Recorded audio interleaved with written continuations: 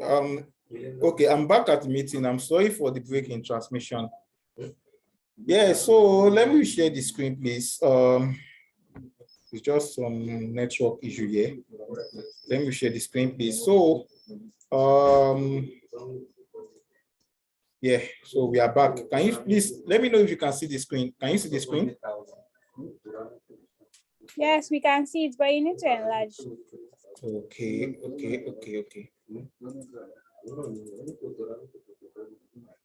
Yeah, I think it is wide now. Can you? Hello, it is large now. Hello, can you see it clearly at your hand, please? Yes, sir. Yes, we can. Yeah, so project initiation, let's start.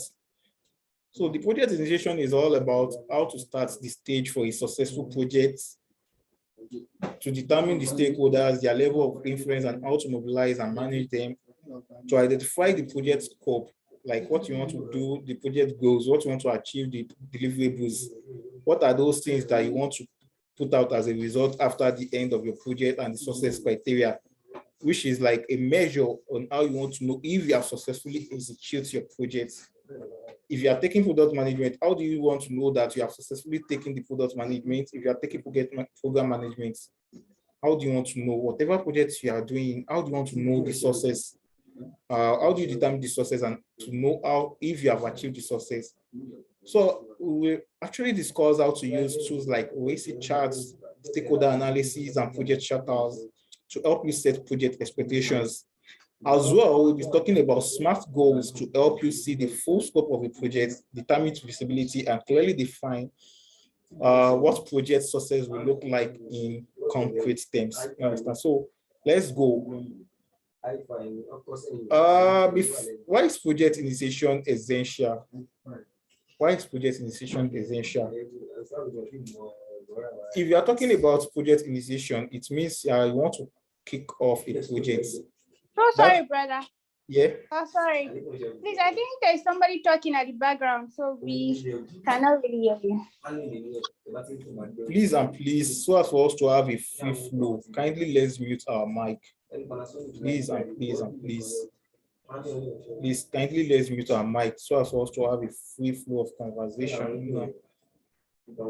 Yeah, so like I said, project initiation. Why is project initiation essential? Within the project lifecycle, initiation is the first phase, followed by planning, executing, and closing. You understand? If you're having a project initiation, which is the first phase of project, it's really important to get it right. You have this idea that is, that you have come around. You have this idea about a project you want to work on. You have this idea about a task you want to execute. Then, after this whole idea, how do you want to pick the project? That is our topic of discussion. So, a well-planned initiation results in a strong foundation for your project and set it up for success.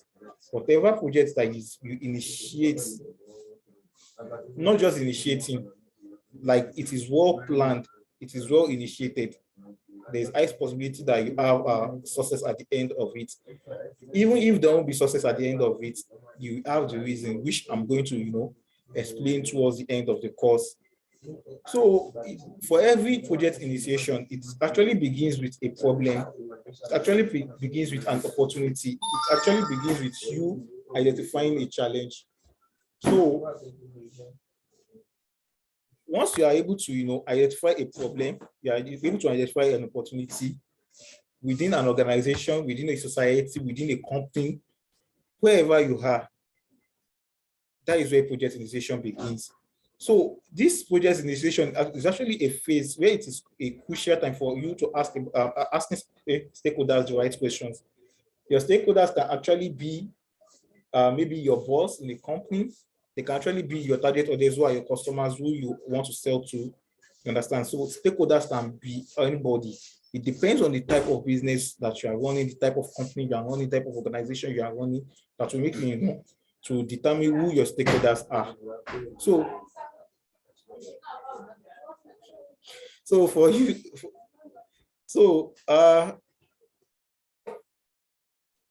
sorry, please. So for the project initiation, it requires you to perform, research. You determine the resources, you clearly document, the key components of a project. So doing this will help you solidify the scope or the boundary of the project. So let's move on. What are the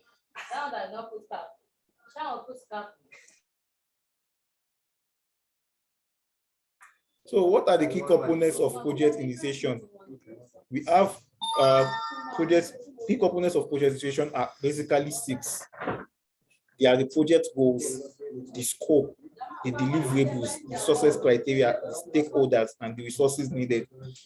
Like I said, the project goal is what you have been able to ask to do and what you are trying to achieve. Like, what do you want to do? What do you want to achieve? The scope is the process to define the work that needs to happen to complete the project. The deliverables are the products, the services you want to create for either your customer, the client, or who is sponsoring your project. You understand? Let's say you are a small company or a big company, you have this particular product that you want to deliver to an end user. Who are your customer? Let's say you are an administrative officer. You have these services that you have to deliver to your client. And let's say you're a project sponsor. Maybe you're an NGO and you have maybe a big sponsor from an outside that is interested in your project and is giving you funds to sponsor your project. What are these deliverables that you want to ensure you deliver to your project sponsor? So what is this? Next thing is the success criteria.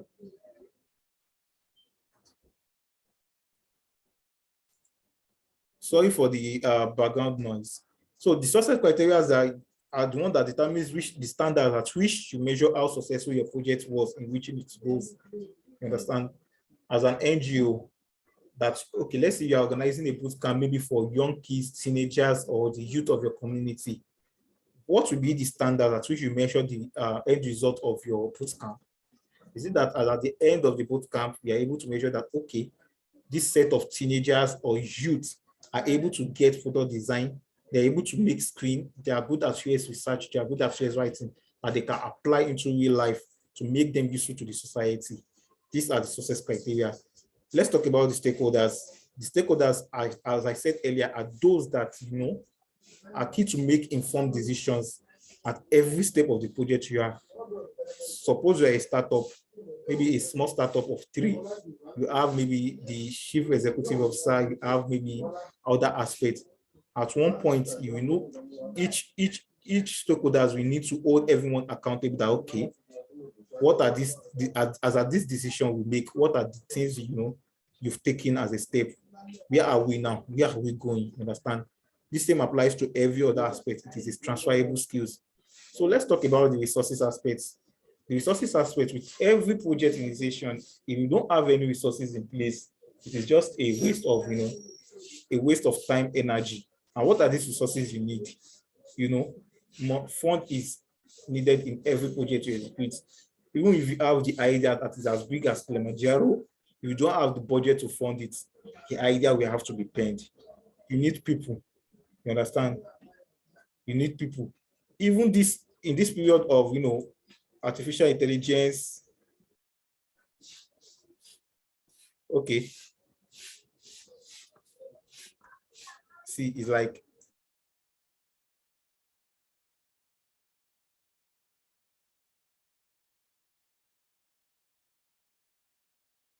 you are muted. You are muted. Yes. I have to control the background noise. So let's talk about the resources. So as I said, people are needed. You need numerous set of people that are going to make your project work.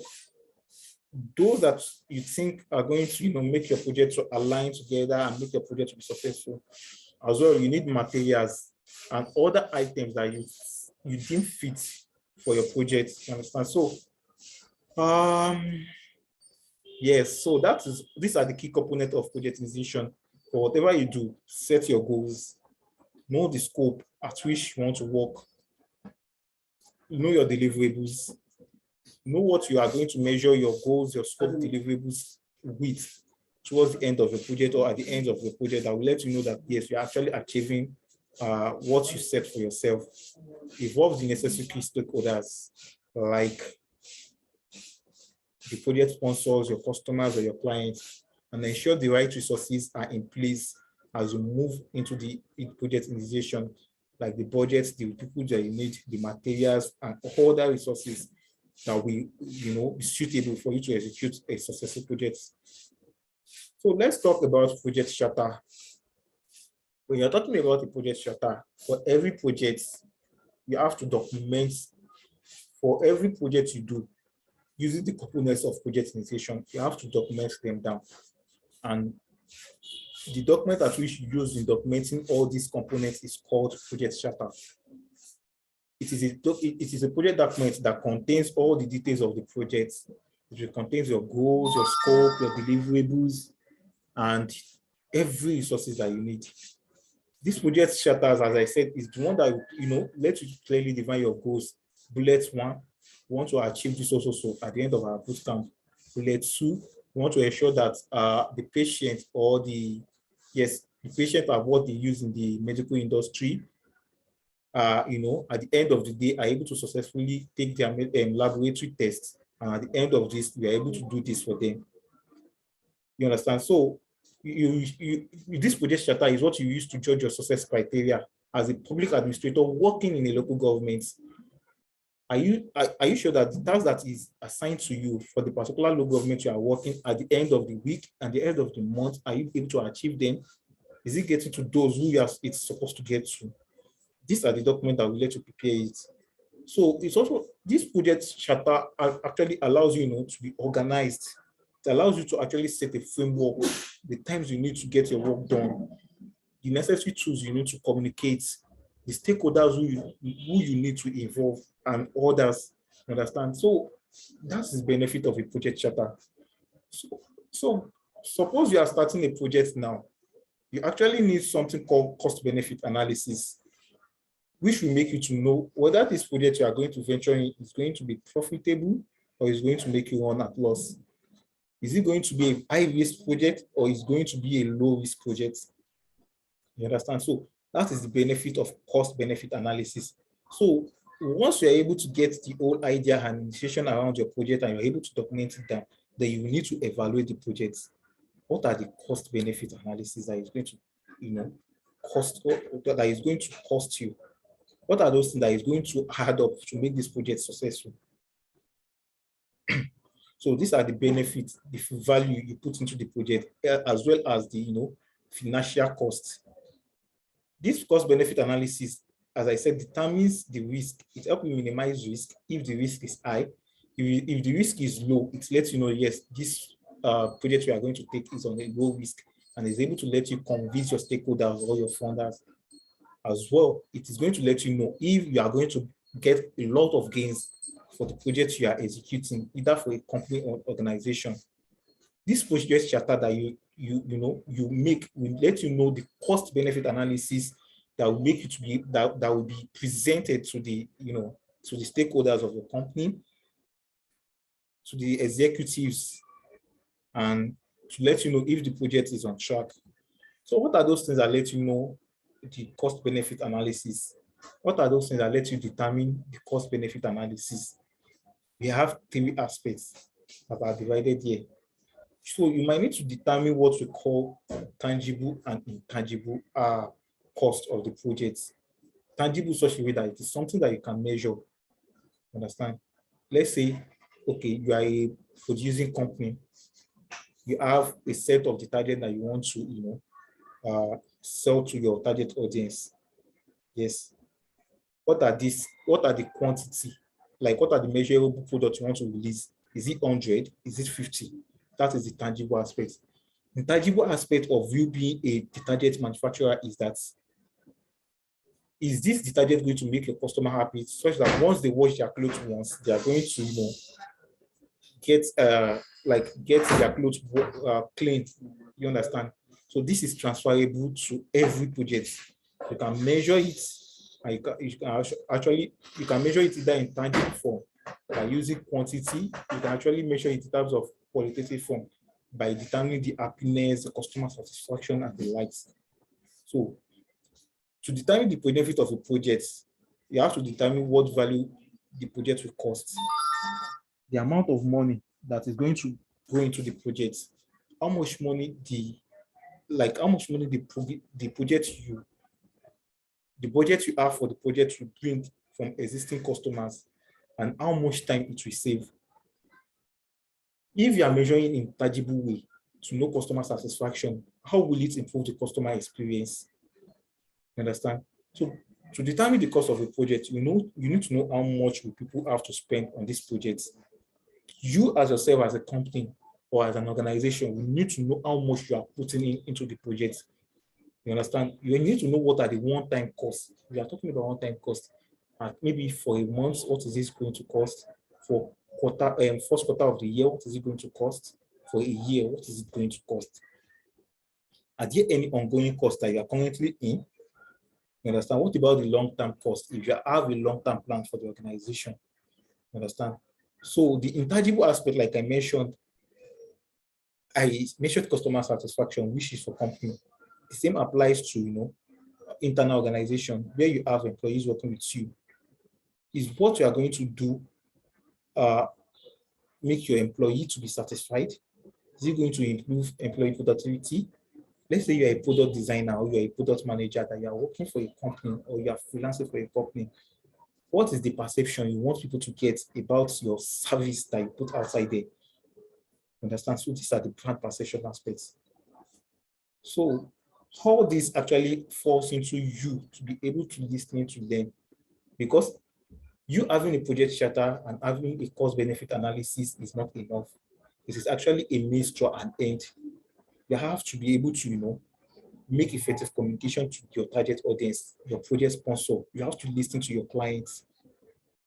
This active listening is what you represent to your stakeholders that, okay, this is what you are able to get, the information you are able to gather, the data you are able to have, and these are what you want to achieve. And combine these two together leads to a successful and worthwhile deliverables in your projects. You understand? So the ability of combining, components of project initiation, the project charter, the cost benefit analysis, everything falls into you to be able to listen carefully, to be able to deliver your project successfully. So we have the aspect of project goals and deliverables, like I mentioned earlier. Like the project goal is the desired outcome of the project. What hope to get from the project you are executing. So if you now want to determine your project, we have some 3 factors we need to consider. At least this should be a framework that will guide you, like, okay, to determine what you want to do, like what you are trying to accomplish, how you are going to accomplish that project goals, and how you know when the project goal is accomplished. And that was what leads us to the project deliverables, which are the product or service that you want to create for your customers and clients, just like I mentioned earlier. All these project goals and deliverables should be decided upfront with the stakeholders or clients involved in the project, which means that as you are planning the project, as you are initiating it, you have to keep your stakeholders involved so as for you to have a clear, successful project. And then after doing that, ensuring project goals and deliverables and carry your client along, you need to determine what we call SMART goals. SMART goals and objective key results. That is what the OKR are. So I explained the SMART goals here. The OKR is almost similar to SMART goal. So I'm going to be relating the two together here. So if you are talking about SMART goal and OKR, which is objective key results, it is making goals that is meaningful. It is making goals that is smart. The goals that that yes, this is what you want to do. This is the time you want to do it. This is when you want to achieve it. This is who you are targeting it to. That will make you determine if it is actually relevant. Maybe it is necessary for the purpose at which you want to serve, and the time at which you want to finish the project. Understand? So let's say, for example, now I co-founded a startup that is building an e-commerce for an agricultural e-commerce. And our goal is that, okay, we want maybe 1,000 farmers in Nigeria to come on board, maybe from January to June, which is the first quarter and second quarter of the year. And we want these 1,000 farmers to be able to deliver maybe 100,000 products to a final consumer. So what is the specific aspect of that thing? We want to create an agricultural e-commerce. We are specific. We want to create an agricultural e-commerce. What is the measurable aspect? Which is the metrics that help the team determine when the objective is met? We want to measure it like, okay, we want these 1,000 farmers that is coming on board to be able to, upload their products to reach 100,000 consumers. Is it attainable? Okay. How do we determine if it is attainable? Which is the project team agrees the objective if it is realistic? Like, okay, if we are bringing in 1,000 farmers on board and we are using an agricultural e-commerce, is it possible we reach 100,000 consumers? Okay, yes, it is possible. Then that is when we know that, okay, this is how we want to do it, which is the relevant aspect, which is the goals. The goal fits the organization strategic plan, which is our plan. Okay, let's use agricultural e-commerce, let's use social media to reach these 100,000 people. You understand? Which is going to support the project charter, which is the goal stated in the project charter. What is the time bond? The time is January to June, first quarter of the year to second quarter of the year. So we are going to be looking at our, project charter involving our stakeholders in this smart process from January, February, March. Evaluate the whole thing. That are we still specific? Are we still on this project that is measurable? Is this still attainable? If it is not attainable, are we going to change the model? Are we going to improve on it? Is this still relevant to the purpose we want to serve to our customers or the target audience we are aiming at? Are they still interested in this project? And are we meeting up with time? Currently, we are at March. Are you sure we are going to meet the whole project by the second quarter, which is April, May, June? You understand? So that is the smart aspect of it. You have to specific with your goal. You have to be able to measure it. You have to know if you can attain the project. You have to keep it relevant. You have to keep it necessary to people that need it. And you have to have time at which you are going to watch the project you are executing, the project you are initiating. So so if you are talking about this project scope, which I said earlier, that is actually what you hope to get for a project, the boundary of a project that you've agreed upon after understanding that, okay, this is what you actually want to do, and you actually included it in your project. You understand? That is what we call project scope. But then, in between this project scope, that was like the example we make earlier now, that we have from January to March, we can have what we call in scope and out scope. These are the fact that we stated that, okay, our goal is to reach 100,000 farmers by June using e-commerce and bringing in 1,000. Sorry, please. We want to reach 100,000 consumers using agricultural e-commerce and bringing in 1,000 farmers. That is the in scope. That is what we've actually included in our projects. That is what we planned initially that we want to do. That is what we presented to our stakeholders that, okay, so and so, this is what we want to achieve. Then we now have out of scope. Suppose that there is a challenge as at the end of first quarter that, okay, we have onboarded 1,000 farmers, but we have challenge to reach 100,000 consumers. Let's bring in this aspect into the project, which actually we did not state at the initial of the project. That is what is called out of scope. I hope we get this case study. It means that the task that is not included at the initiation phase of the project, like as at the time you are planning the project, what is not involved is what we call out of scope. Understand? So, so if you are now having out of scope in your project, what are the benefits? What are the disadvantages? What will it cost to your projects? That is when you have project script, which is popularly known as scope creep. Hello, am I too fast? I'm not getting any communication or feedback.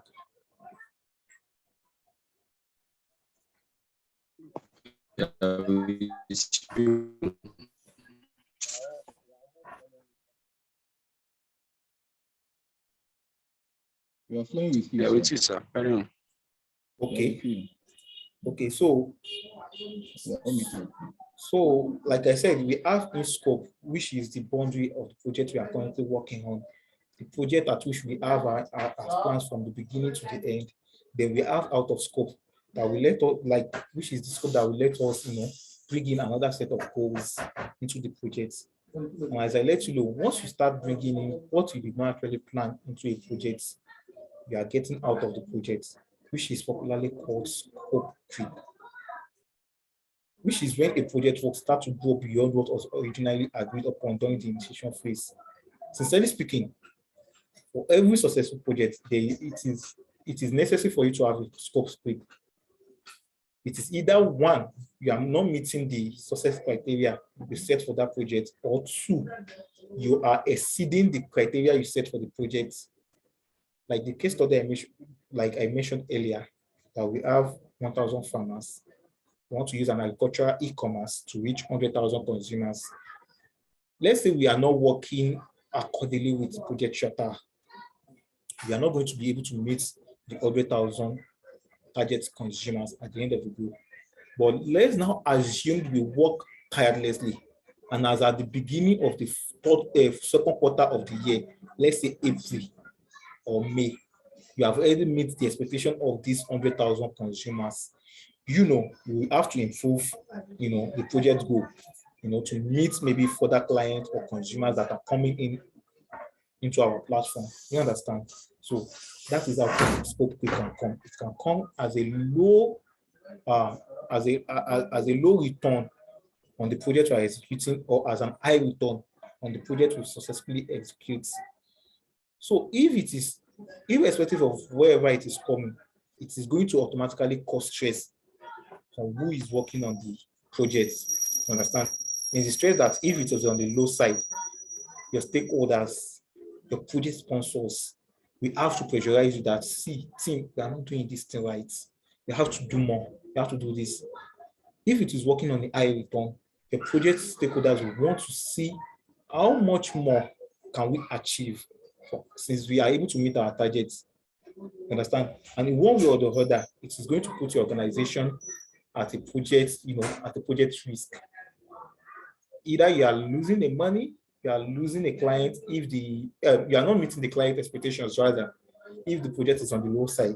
And if it is on the higher side, either you are exceeding the fund you projected for meeting the 100,000 customers, and you are overstretched, to reach other set of consumers. So it's one of these two and more, depending on the project you are working on. So what are these best practices that we need to consider, to put project scope in check? One aspect of this is for us to continuously define our project requirements. Suppose we are able to get a low return, we determine, okay, what are the project requirements? Are we still in align with the project requirements? If we are not, okay, what do we need to do more? We have to check the project requirements. We have to now set a clear project schedule. Is it that as we are working per day, we are not meeting the expectations? Per week, we are lagging behind? Per month, what is our deliverables? Are we not meeting them? If we are meeting them, fine. If we are not meeting them, let's make a clear project schedule. If we are exceeding them, then we have to look into the project charter we designed to make amendments to it and improve on it. You have to determine what is out of scope. Assuming you are not meeting the expectations of meeting the 100,000 consumers, are you doing something that is not within the project charter? Are you going beyond it? If you are doing more, like exceeding the project, project success criteria, how can we make it fit? You should provide alternatives. Okay, we are not meeting the client consumer. Maybe it is one of the channels or network we are using to reach our, our audience that is not clear. Maybe it is the communication tools we are using. What are the alternatives we can bring in? Are we going to make a videos to pass our message to the audience so it can move fast? Are we going to work with internal stakeholders to see what we are doing wrong? Those things that we need to put that and serve as alternatives.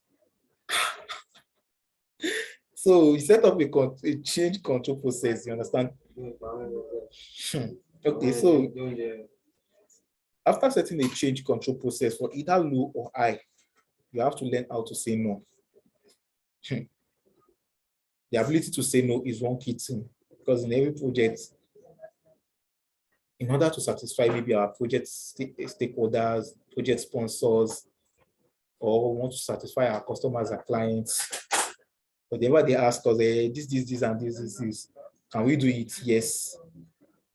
This, and this product designer, we need to include a screen or this and this to the project. Can you do it? Yes. Architect, we need to quickly change this bedroom. I think we need to move this up. Can you change it within today, tomorrow? Yes. There is no magic in projects. You have to just let it be clear that no, if you are going to do this, it is going to affect this. If you are going to do this, it is going to affect this. And what is it going to affect? That is where we are going next. So you are going to collect costs for out of scope work. Suppose they now come that, okay, well, this thing is actually necessary, so it's mandatory to make this change. You have said yes. What are those things that is going to cost you? It's going to cost you a lot. And this thing that is going to cost you is what we call triple constraint model, which include three major aspects. It is going to cost you the scope. It is going to cost you time, and it is going to cost you money. If it is not costing you these three constraints, it is going to cost you one. Is either it costs you time, you are requested to make a change. The change you are requested to make is going to cost you time to effect that change, which is going to affect the end result of the project you are currently on. If you are able to save time, what of the cost? Is it going to require money? If it is not requiring money, is it going to require any resources? If it is going to require resources, is it human resources? Is it material resources? Are you going to be chipping in new tools? What are they? If it is not going to cost you resources, is it going to cost you people? Are you bringing in a new set of contractor on board? Are you bringing in a new set of team to come and finish what your initial team started and could not finish? Are you bringing in there is this thing they call ad hoc? Yes, let's use ad hoc. Maybe another set of expertise. So these are the constraints it is going to cost you if you have a project scope. Understand? So yeah, walaikum salam to barakatuh. I'm not far behind. I'm just joining you. I'm not far behind. That is not actually a challenge. Hopefully, you should be able to get the slides and the video recording. Yeah. So please kindly take your time to check it out. Okay. We are going to meet up before the next class. Thank you. Yeah, thank you. Yeah. So thank you for joining. So once you're able to get your project, charter together, you're able to determine your cost-benefit analysis. You're able to check what is in scope with your project, and you're able to determine what is out of scope. You're able to, control what will be out of scope. You're able to, put measures to it to, so as for you not to cost you in terms of your scope of work, in terms of time and energy, and in terms of projects, in terms of material, human resources, and in terms of, bringing in more people on board. What do? You launch the projects. We launch it. And when we are saying we launch a project, just like the case study I make that, okay, we are using an agricultural e-commerce to bring 1,000 farmers on board across the country to deliver 100,000, to deliver different agricultural produce to 100,000 consumers. Let's assume we have successfully achieved that. Then we've launched the platform. We've bring the 1,000 farmers on board. And then we are able to bring in 100,000 consumers. That is what it means that we have been able to launch successfully. We are able to bring 1,000 farmers from different parts of the country to a particular platform, which is our e-commerce, to 100,000 users that need it. Who are the end users? Who are the customers we are targeting? We've launched. That is launching. But then, after launching and, putting out the products and bridging the gaps between this, what should I call it? This chain of networks we want to bring together. Is that the end? No, that is not the end. The launching is just one other means to the end result we are going to achieve. So we are going to land it. And this is one aspect, one key aspect. Hey, Alima, go back. Sorry, please.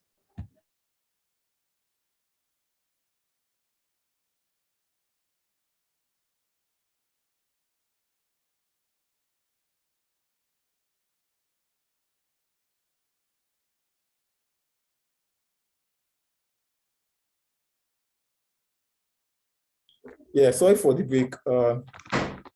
So one aspect that we miss is the landing aspect. One aspect is the landing aspect. This is one aspect that we do miss a lot. Once we launch any project, especially here in Nigeria, we celebrate and forget to land it. So it is at this landing phase that we actually, measure the success of the projects. Using the success criteria we established initially. Yes. One, we'll be able to bring in 1,000 farmers.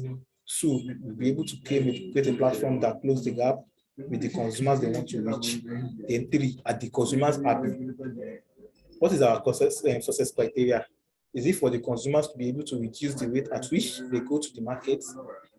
Is it for the food processing company to be able to order whatever they need for their food processing? Or even if it is drink, are we able to achieve that? Three, is it for family households to be able to plan their next meal? Like, okay, yes, we want to be able to cook. I'm a working professional. I finished from work. I went to work from 9. I finished by 6 p.m. I'm not able to go to markets. Perhaps they will have closed in one of our major main markets. But I can order on the platform. Am I happy? Is it saving me cost? Like a lot of things to consider as success criteria.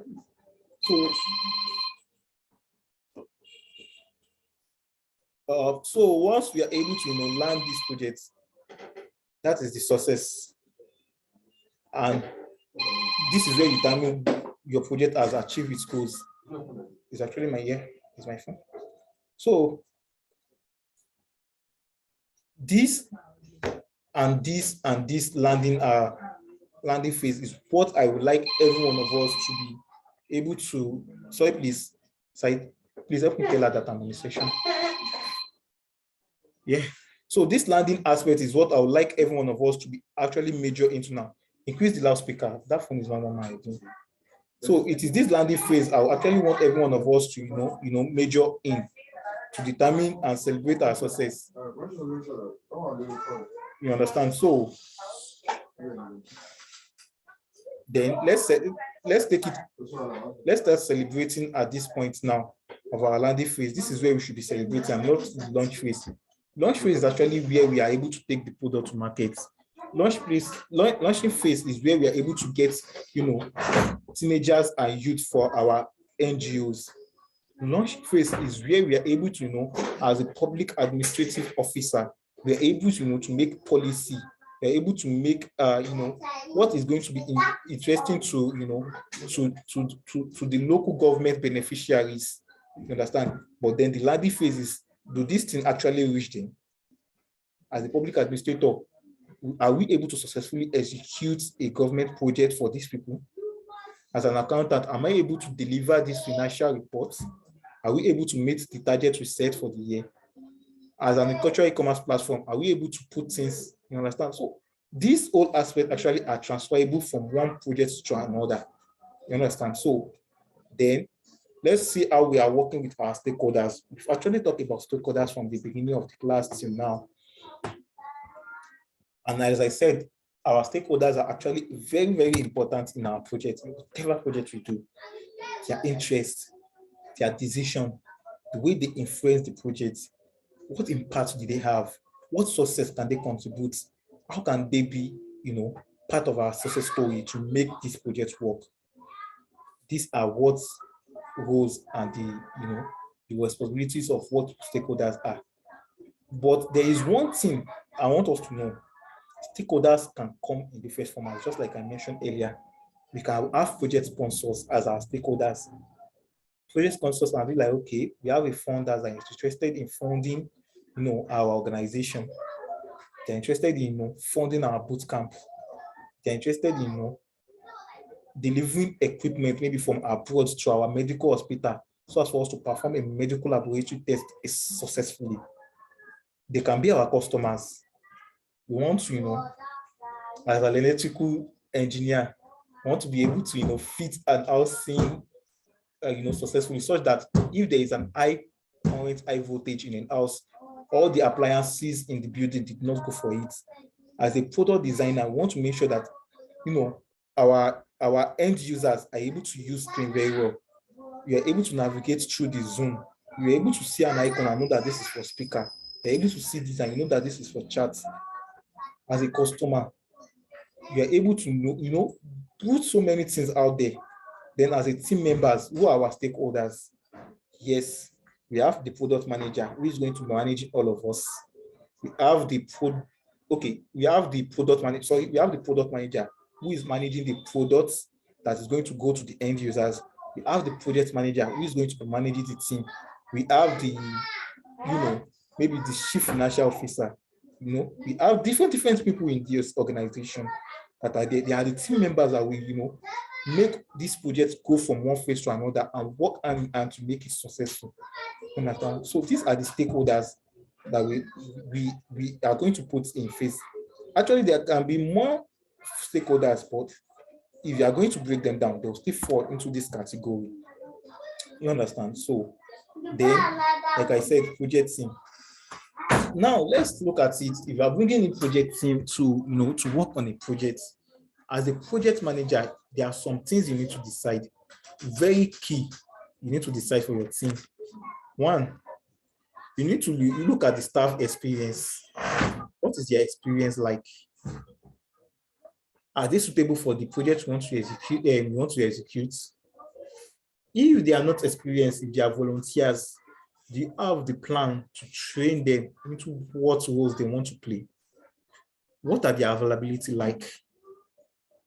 Are they available per week? Are they available per day?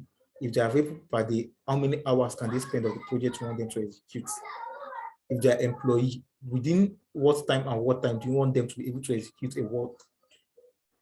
You understand? What is the workspace like? Let's say they are working remotely from home. Are you providing them with a system setup? Are you providing them with a MiFi? Are you providing them with a stipend? If they are working in an office building, which is in a physical building, is the office space conducive? Hope it is not that place where there will be disruption in power supply and everyone will start feeling it and have to stop work for some minutes, which is going to affect your project rates. What are the skills required? Do you need a graphic designer? Can the graphic designer use Canva? Can they use Adobe Suite package?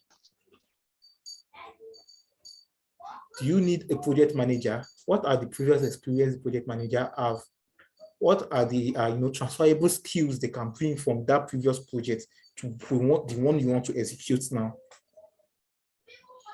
Suppose you are a startup company and you have just minute set of people that are working in the organization. What are the team member workload on the project they're currently working on and the one they will be moving on to next? You understand? So these are part of things that you have to consider, as these are one of the key factor to what I stated earlier as the working as one of your stakeholders. So for every stakeholders, they have at least one or two roles to play in an organization, in a company, depending on how large or how small the company is. The roles they can perform is based on, okay, what are the project goals we want to achieve? What are the things we want to deliver at the end of this project? Can you multitask? Can you take one or two to 3 tasks if you are in a small startup company? If you are in a mid startup company, okay, can we delegate? Can we outsource? So you have the project source, who is accountable for the project and ensures that the project delivers. You understand? Like I said, they can be a guy at the top who is funding, and they can be those who are buying, who are the customers, and they can be clients who actually need your service. You have to look at them because they will hold you accountable in one way or the other. Who are the team members? What are their roles? These are the people that are, performing the day-to-day action, making sure that the project process is going as it's supposed to be, moving from one task to another, to another, ensuring deliverables every day, every week, every month, every year. Are you serving customers?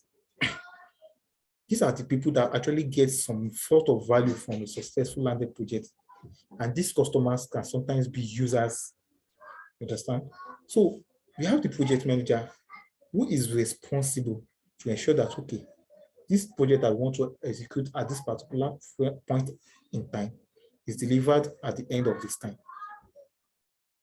You understand? So we have the final person who is the project stakeholder, who can as well be someone that, invested in your projects.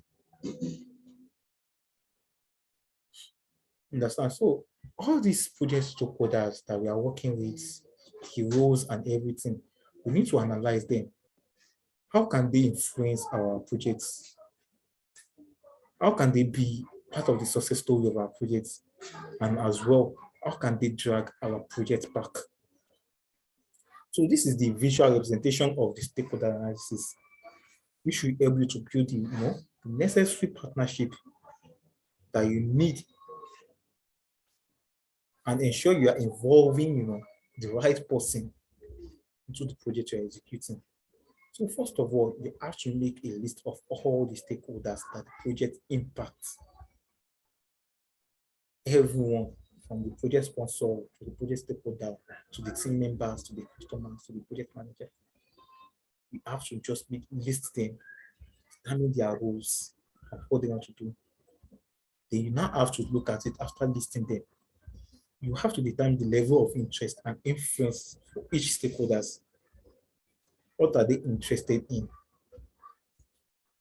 How can they influence the projects? We actually have what we use to determine stakeholder analysis, and therefore we actually have those that they have high influence, like in such a way that they can whatever they say is, if not the final, is almost the final. They have high influence and they have high interest in the projects. We have those that have high influence but low interest. They are just like, see, I'm interested in the success of this project. We are going to release funds for it. But whatever way or method you want to use to execute this project ethically and make it successful, I'm not interested. That is why you are on board, to make this project work. So they have high interest and they have low influence. Like, they don't want to influence your decision. They want you to be the one to handle the project. Then we have those ones that have low interest, low influence. It's concern me. My own is just that whatever product you are launching to the market, and this aspect for to the customers, they actually don't.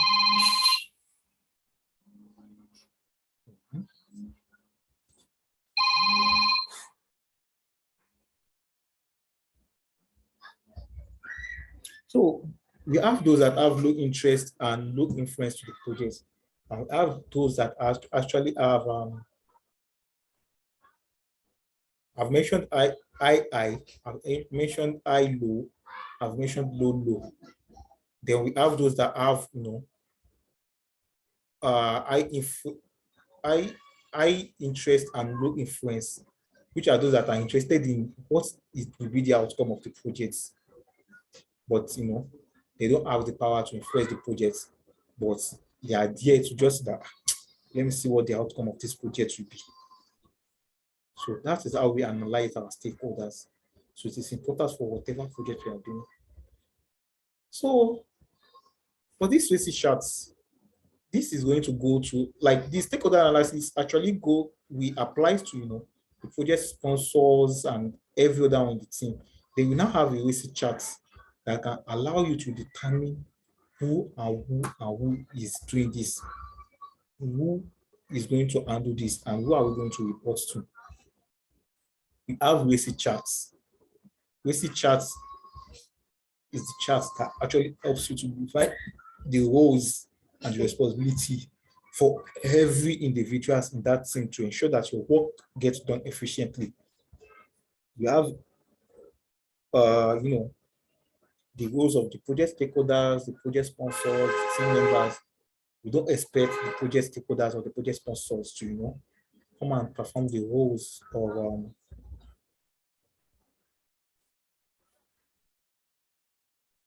okay. I'm going to answer your question now, like what you say now. So just a minute, please. I'm going to go through the chat and attend to every question. So you can actually drop your question there or use the voice once it is question and answer segments.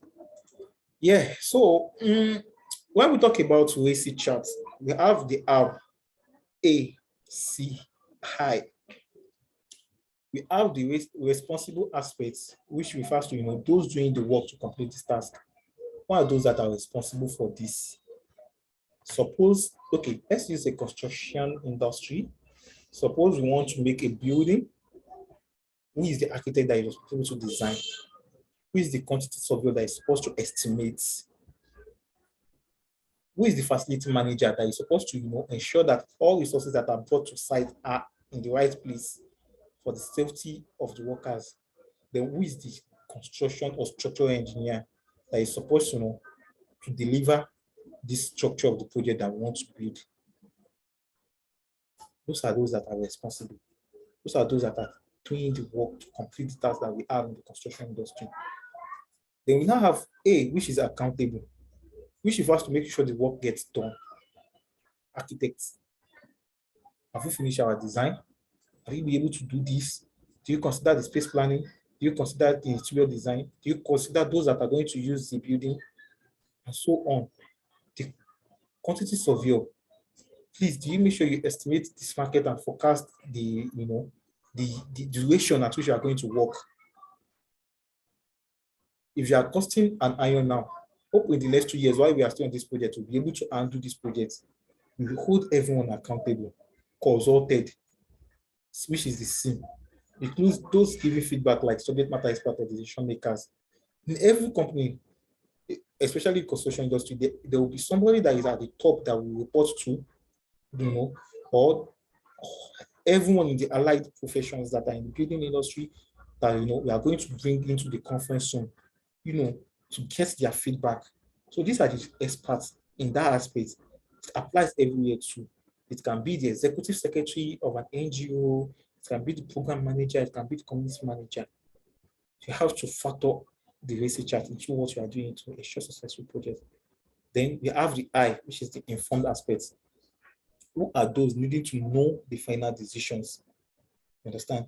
So these informed people can be those that are, give you the contract work to execute the building projects. They can be the customers you are delivering to. You understand? So they can be what they can be are those who, we will benefit from that project. So they just need to know the final decision. This project is completed and it's this and this. That's all. So they can be anyone, depending on the project you have at hand. So just in summary, you need to write down each task and deliverable for a project when creating your WASI chart. If you want to create a WASI chart, you can use Excel by just, creating a responsible, accountable, consulted, informed, then in rows and column form. Maybe Tunde Anima Sharon is responsible to design this. Folashade Atinuke is the one that is doing this, accountable for this project manager. We are going to consult Sodiq Olamilekan on this so as for him to bring the stakeholder, every stakeholders or those subject experts that are going to come and check what we have done to give us feedback. Then we need to inform maybe Central Bank of Nigeria or whoever is sponsoring the project, or this that okay, we have been able to execute this project. If we are not informing the Central Bank of Nigeria, we need to make a publicity to our target audience that okay, we have been able to launch this platform. So we need you to come on board. to come and make use of it, maybe for user testing or the likes. So that is how it works. So irrespective of whether you now maybe successfully plan the project, you are able to document your project charter, you examine your cost benefit analysis, like you ensure the WAC chart is compatible, everything is intact. There's still able that you have project to fail. It is bound to happen, but if it is going to happen, it should be minimal.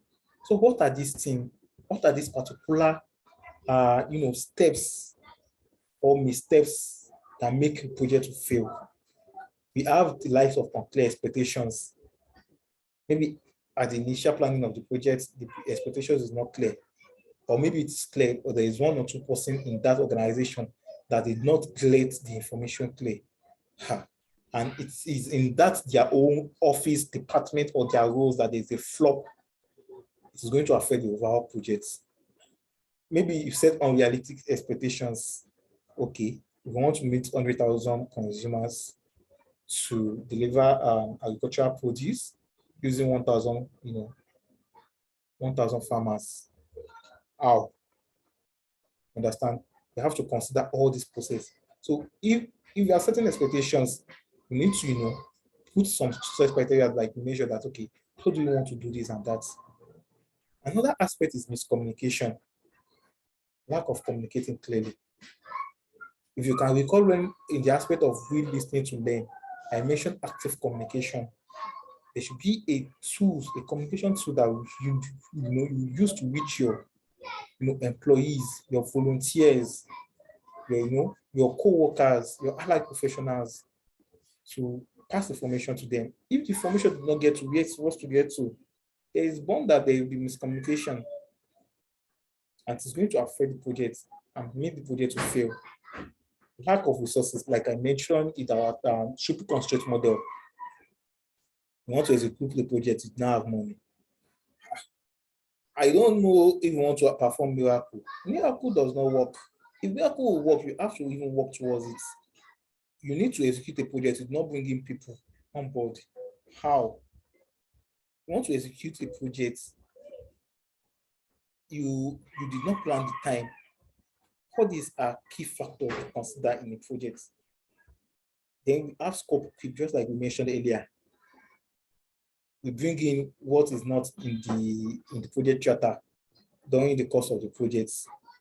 Or maybe you have a successful project, you want to move on further, you did not make a new project charter or add up to the one you have in your project charter, then you want to move on. There's going to be project creep. So what are those tools that we actually needed? Just like I mentioned earlier, we need the people, the budget, and material. They are the key things that we need for a successful project. And these are the resources. What are the tools? We need the project charter constant. Let's document whatever I want to do, irrespective of how large or how small the organization is. When you're able to document every individuals in that organization or company, we have a record of what they have at hand. They'll be able to go over it. We have a proposal. Okay, we are able to do this. We want to propose this to move on. We have documentation. We have a central region where you keep all the files. Let's say Google Drive. Then you add everyone in the team's email that will be able to access the file, so that if one person updates the document rather, another person is able to receive the notification that the document has been updated. Do you want to use, maybe let's say you want to use a Kanban board, which is a software. You can use as a software, you can use as an hardware. The best explanation for a Kanban board, a sticker. But let's say, okay, you cut a paper, you now cut it short. Maybe you now write a particular row and you assign somebody to it and stick it to a wall. You do that in 4-5 places. Okay, for okay, this is your row. Always check the Kanban board whenever you get to the office to see if there's any changes in it. As well, you can use the Kanban board tools as a software, so that your project manager is going to add everyone there to let them know that, okay, this is the task we are doing. Once you move the Kanban board to another set of tasks, all your team that you add to that Kanban board are going to receive a notification that there's a movement of a particular task to another segment. And these are the part of project communication tools. All these four are what you basically needed to execute your project. So, yes, I think, sorry, please, I want to check our agenda. Okay, yeah. So we are finally coming to the end of the session.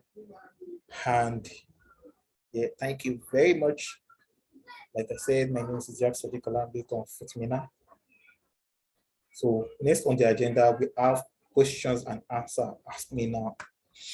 So you can actually use your mic to ask a question, and as well, I'll be checking in the chat box to answer any previous questions.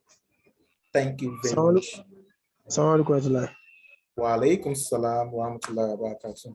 This is Kusoko Ablakin. Sorry, I came late. Well, last week I asked a question on a stakeholder or a sponsor that is somewhat problematic, and I have my reason for saying so. I have a friend who is a Sophia. So whenever he went on site to do surveying, that person that consults him will pose a problem after giving him the result. Sorry, please. And also, sorry, please. Is it a quantity surveyor or a geoformatic surveyor? Quantity surveyor. Okay, continue, sir. Then I have an architect too. After all the drawings, they use the drawings to build whatever they want to do. So he told me last week that there was a client that whenever he drew or made the drawings, at the end of the day, when he got to the site, the way he put everything will be changed. And when he asked those working, they said the owner said they should do like this, do it like that. So I want you to make it to do those two scenarios. Because it might not be the problem from the project manager, it might be from the sponsor or the owner of the so I want you to link it and explain how to deal with such problem. Thank you. Okay. Well noted. So I think I have a similar question in the chat box that says that I am sorry, but I don't really understand the difference between a project sponsor and a project stakeholder. Okay, so we can ask project stakeholder is actually somebody that is interested in a project. They can actually invest by putting their money down, and they can actually be one of the stakeholders of a company that their decision matters. But project sponsor is basically somebody that actually invests. The person might not be interested in the whole process that will make the project successful, because they've employed those that will make the project work. But one important thing they will do before they take their leave is they will make the communication clear that this is what we want to do, and this is what we want to achieve at the end of this year. Are you getting it clear? Yes. Yeah. So in the case of let's say in the case of this quantity surveyor, architect, and the project owner, I want to get it clear. Is it the project owner that is making changes at the site? Yes. The project owner. Okay. Is the well, because he said one of the arguments was that he has seen a better design that is more in vogue. You get my point. So those are the things. So then the architect, my friend, said what they did in a short time, that thing will have a problem in the long run. So he is the architect and he has studied such, but the main problem is the owner of that project. Okay, so this is it. I actually understand what you are saying, and I've experienced it too. The problem is actually surrounding the fact of we professionals in the building industry to say no and explain clear reason why a product owner should take a decision we propose to them. First thing first, we have to, with the architect, the project owner, the quantity surveyor, and others in the building industry, you have to make your communication clear by calling maybe like a board meeting. You understand? Where you are going to let your project owner know that, see, this project we're actually working on, we've actually made this series of changes and this. Then you let them know, maybe it's from the soil and foundation that, okay, this is going to affect this. Maybe it's the building that they are changing severally, that is not related to the climate or environment at which they are. You let them know this. Like, just state the problem for the short term, for the long term. Let's state it clearly. So after letting them know, please kindly make sure you have an agreement documented. Okay. Then the project owner is going to sign. You are going to sign, and other allied professionals in that industry. So once there is a problem to that building, they won't be able to hold you, the architect or whoever is responsible. So it will be made clear that the project owner was actually the one that stated it as at the time of construction that this and this should happen. Okay. And it is because the project owner insists that this and this should happen, that was why you are able to execute that, and you have it documented. Okay. Am I clear, sir? So once that is there, you can continue with your task, sir. Then you leave the rest to let nature handle it. I don't know how to say it. So that's it. So thank you. You're welcome, sir. So, Mr. Lai, what do you say? No, but I hope from the initial explanation, you get the difference between project stakeholder and project sponsor clear.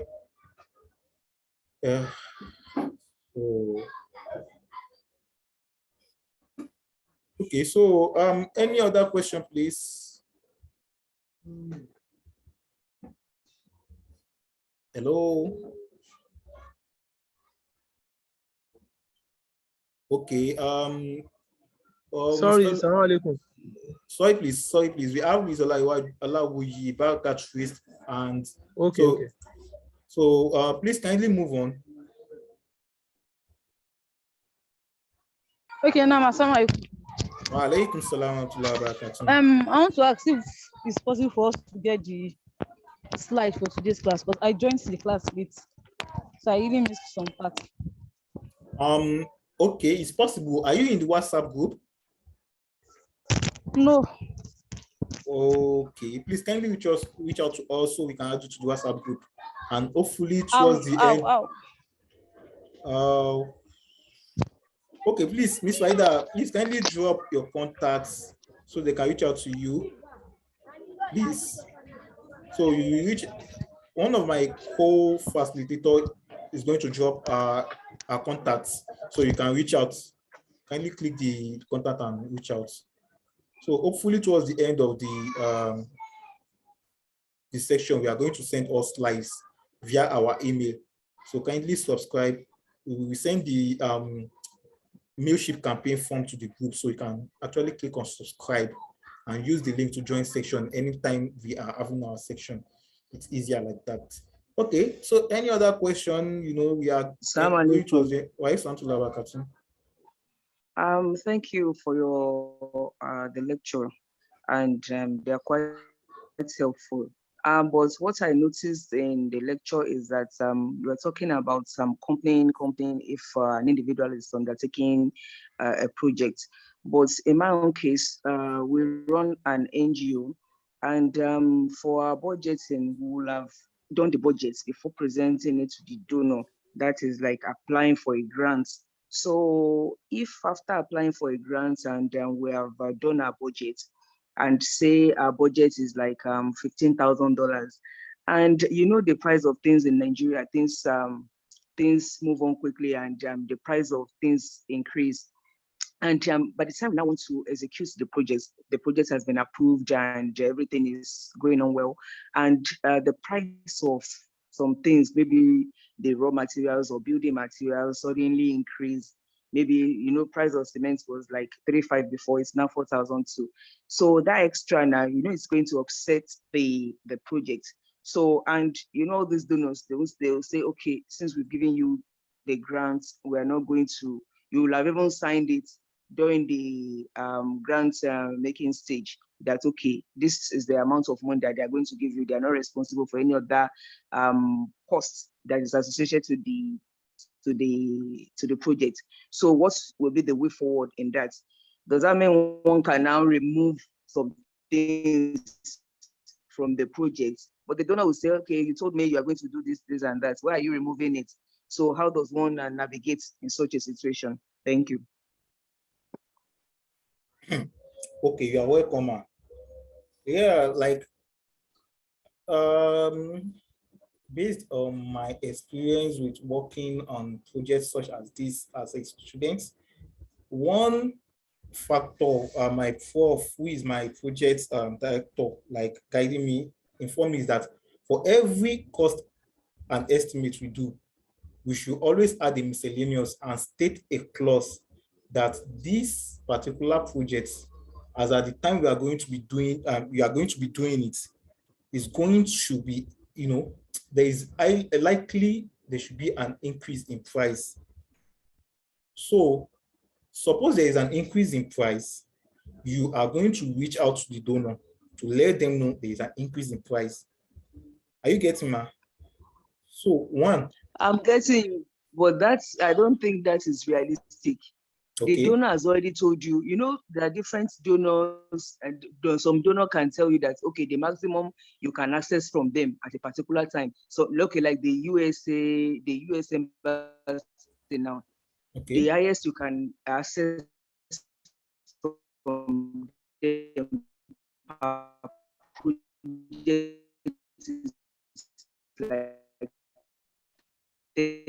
It's not audible again, no. $1,000. Hello, can you hear me now? Yes, it's now audible now. Yeah, you know, it's not audible now. Okay. What I'm trying to say is, take for example, US embassy. The maximum amount that they can give you for a project is $10,000. And even that $10,000, they will have during your signing in when you are they're about to disburse the funds to you. They will have told you that that is the $10,000 that is going to cover the project. So you don't have the opportunity of going back to them or writing any clause there. Because even if you write clause there, they'll tell you that is your project is not the only project they are sponsoring, and they already have a budget. They themselves have a budget. Let's say their budget is maybe like $200,000 or $300,000, and they want to spread it across like 50 NGOs or 20 NGOs, and they want to say, okay, each NGO, the maximum is $10,000. So in that situation, you know, you cannot go back to the embassy and tell the public affairs officer that, okay, this $10,000 they are going to give me something has happened to, or you now put a clause there. By even putting the clause there, they may not even give you the money. So in that situation, you know, that's very dicey. So that's what I'm saying. Thank you. Maybe we can still give it a thought. If you cannot find the right way forward to it, we can still give it a thought and just address it next week. Thank you. Okay, no problem. But then I think if there is a fixed price, I mean, if there is a particular fund that is coming from an organization, you have to consider the triple constraint model mentioned here. You have to look at the scope of work, the time, and you know the cost they are giving you. So you have to work based on the budget that is coming in, such that it is not going to exceed the fund, and your organization is going to make maximum impact. So if you have anyone that is in the NGO space, please, you can actually send in your reply and better options. Thank you very much. Yeah. Because that is not. Sorry, can I add something? Sorry. Yeah, sure, you can. Sorry, my name is Wasila Tolaraju. I'm the lead consultant for Nectar Accounting Services. I offer accounting services, and I, as well, I do accounting for NGOs. I think what could have happened is that when you're asking for that kind of grant, there should be a way in your budget where you put in like a miscellaneous or something that whenever anything happens that goes against your budget, that area we cater for that up and down. Let me give an example. You know, in February, the price of diesel was like 300 or something per liter. But immediately we are in March, like this, the price of diesel increased to 700. Oh. For those that have the budget that have done their budget from January and they were on the diesel price of 300 or something like that, definitely the budget would have affected, that the price of diesel would have affected them in a way that, especially if they are running a generator that is being powered by diesel. But for those that they have, like, for example, I know of a restaurant that they were being powered by diesel. So what the man just did, what we just did was that we had to go back to the drawing board. We had to buy a fuel, a generator that is being powered by fuel, that's by petrol. So invariably, just to decrease the price of that, and that can take all the accessories and things like that, and to be very careful about that so that that thing can come in. What I'm saying is that as an NGO, there are some expenses that normally that you know that this kind of expenses is going to be up and down, and it can be fixed. It can either be up and down. So when you are getting a grant, there should be, if there is anything like miscellaneous or something that you can put there, like a developmental cost or public relation or something like that, that they know that this kind of thing, so that when the prices shoot up, that adjustment will definitely take care of that area without padding the account or without doing any creativity in the account. I think that's my own addition to that. Thank you. Oh, thank you very much. Please, just to add a voice to it, I'm a procurement person. You're what? There's no actually procurement. I'm Okay, procurement. Okay. Yeah, there's no how a contract will be closed at onset, but I don't know of the NGO or the donor. So there's always a clause to every contract, especially when it comes to the cost. You get my point? So there are something that at the end of the day, you don't foresee or plan for what you don't have permanent of. In procurement, we have what we call force majeure. There are natural things that can happen that's beyond what you plan for. So, and that is why there should be a clause that if such thing happen, and part of it, we may not think it is natural that something go ups and down, but it's part of it. If it has to do with cost, you don't be rigid at the onset. There should be a relaxed clause that we entertain any sharp increase or any increase in price. So in procurement, we have something that cater for that. So if there is sharp increase of course in the market, definitely there should be a round table at the end of the day. And that is why everything has to be planned at onset. So if it were to be a contract that you will give a report, you get a point, there are appreciable level that you can come back and say you have hindrance in so. So you must have attained a percentage. Then if you come back, then we now consider it, then that price that is increased will be catered for at the end of the day. So that's just my contribution. Then I asked about Lean and Scrum the last lecture, and that lecturer said you will take care of it.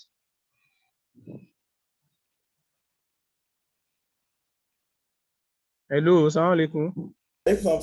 So thank you for the insights.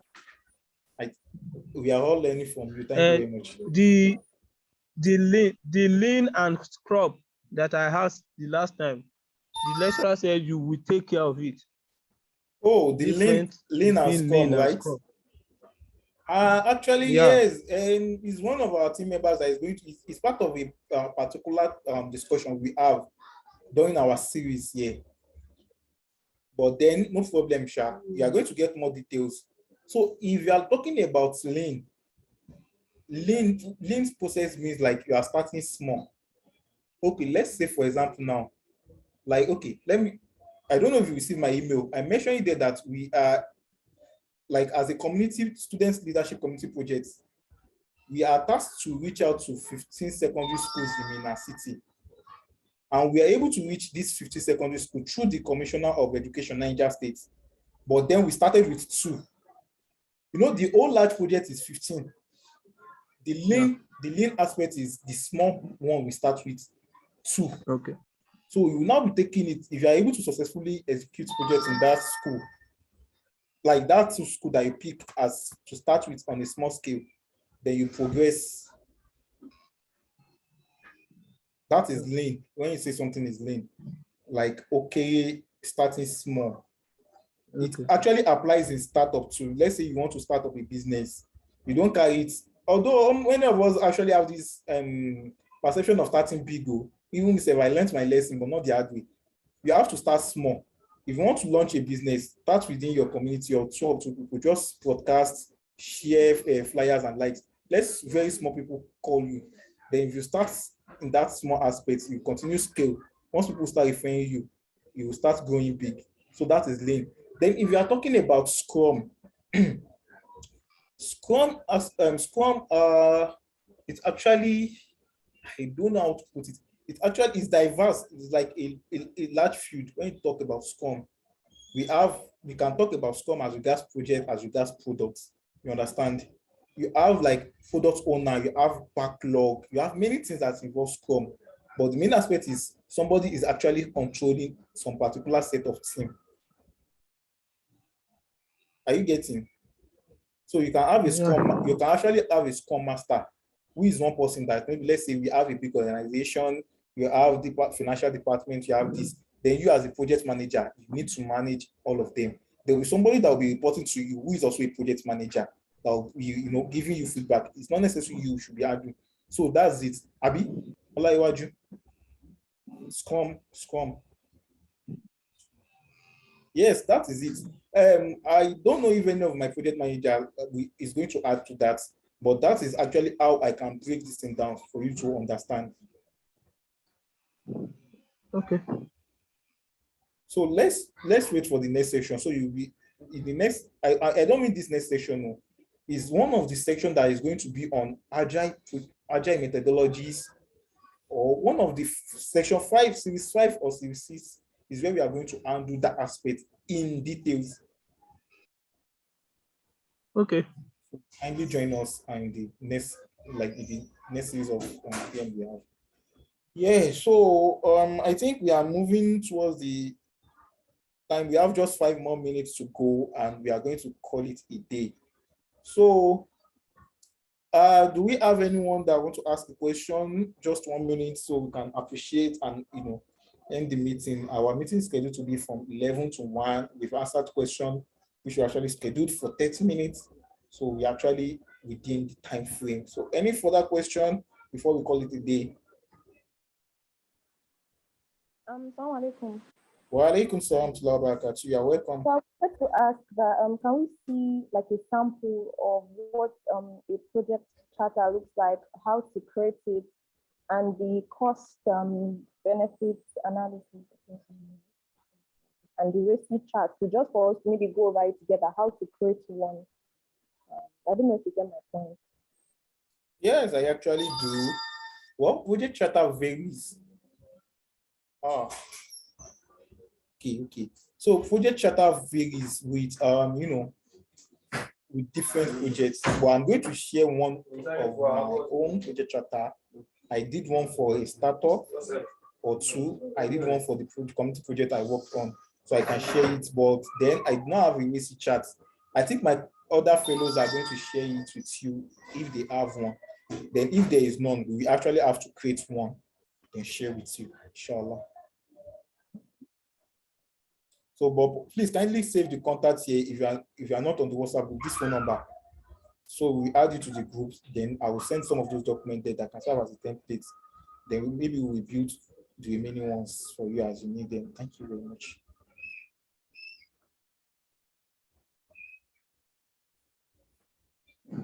Yeah. So next on the agenda, if we have no question coming in, is our appreciation list. Yes, appreciation. That's what is on the agenda. If we check our chat post. So sincerely speaking, it's not easy coming to a section like this, you know. I mean, for the fact that we have many things we do, we give priority to come and learn. Sincerely speaking, we really appreciate you for coming, to our senior stakeholders, to our, you know, professionals in the building that join us to learn, share their experience. We want to say Jazakumullah khairan, and to everyone in different field, thank you for doing what is right and not easy. May Allah, you know, is all our affairs. Amen.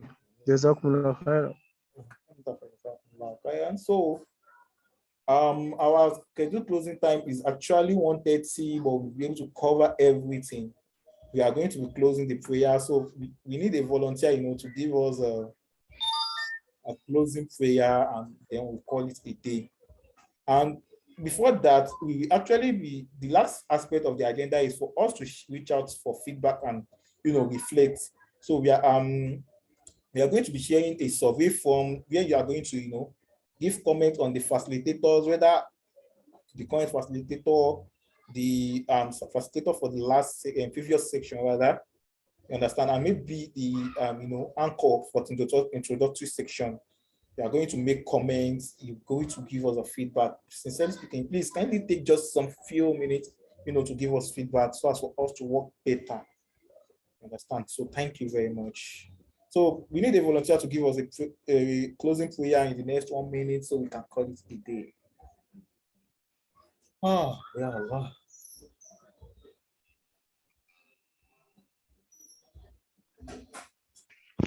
Assalamu alaikum warahmatullahi wabarakatuh. Wa alaikum salam wa rahmatullahi wa barakatuh. Alhamdulillah for today's lecture. I want to say Jazakumullah khair for the organizers, the facilitators, and participants. The facilitator did justice to the topic within the limited time possible. Pray Allah increase you in knowledge and accept this as an act of ibadah. And to us, the learners, I pray Allah makes it a useful content that will develop us intellectually and make us more resourceful within our workspace and environment. ربنا تقبل منا إنك أنت السميع العليم وتب علينا يا مولانا إنك أنت التواب الرحيم ربنا آتنا في الدنيا حسنة وفي الآخرة حسنة وقنا عذاب النار سبحان ربك رب العزة عما يصفون والسلام على المرسلين الحمد لله رب العالمين. Have a nice day, everyone. Thank you. Please remember to send the recordings and slides in earnest. You know. Please, we look forward to seeing you all next week. Inshallah, inshallah. Okay. So please, we need. And please, if I may recommend, I would love if those things could be shared. You know, Sunday seems like a free day as well. You know, that people can take the evening to read up and digest it, right? How will I say it? Yeah, and go through it once more. Even those that have even joined from the beginning can take Sunday, probably in the evening, if you can have it maybe, before the week. Before the week, because all through the week you might be engaged, you understand? So if you can have it, you can go through it again over Sunday and revise. Thank you so much. All right. Very well noted. Thank you, sir. Yes. So, well noted now. Okay, have a nice day. Thank you.